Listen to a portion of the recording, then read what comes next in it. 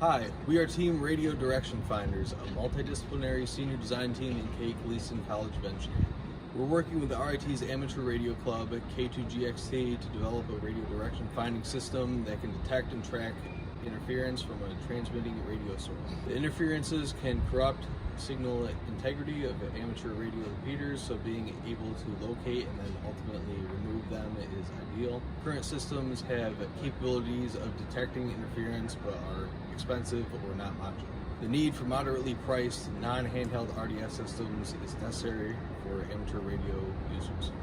Our sponsor sought an accurate radio direction finding system characterized by cost effectiveness and reproducibility. The key requirements included weatherproof devices, the detection of ultra-high and very high frequency interference, and 24/7 remote access to the system.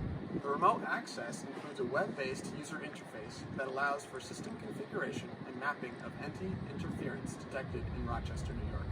Our proposed design includes 2 radio direction units that apply the pseudo-Doppler direction finding method. Utilizing only one unit produces the direction of an interference source, not its distance away. The exact location of radio interference can be identified where the direction lines intersect from 2 or more units. The units communicate with the central server. The central server then provides the graphical user interface to display the interference source and configure the system settings.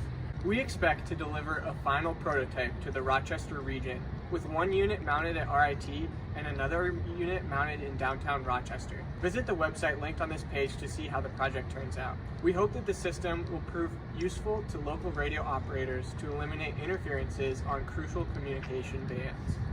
One significant challenge was inheriting the project from a previous team. To reduce our costs, we wanted to reuse as many resources as possible from the previous team. Our challenge was in what to reuse and where to let go. Where necessary, we had to perform intense evaluation and repair of existing electrical systems. Making a good design under a tight budget was also difficult because there were limited room for a component to fail or for a purchase to flop. Thus, we had to weigh our purchasing decisions carefully.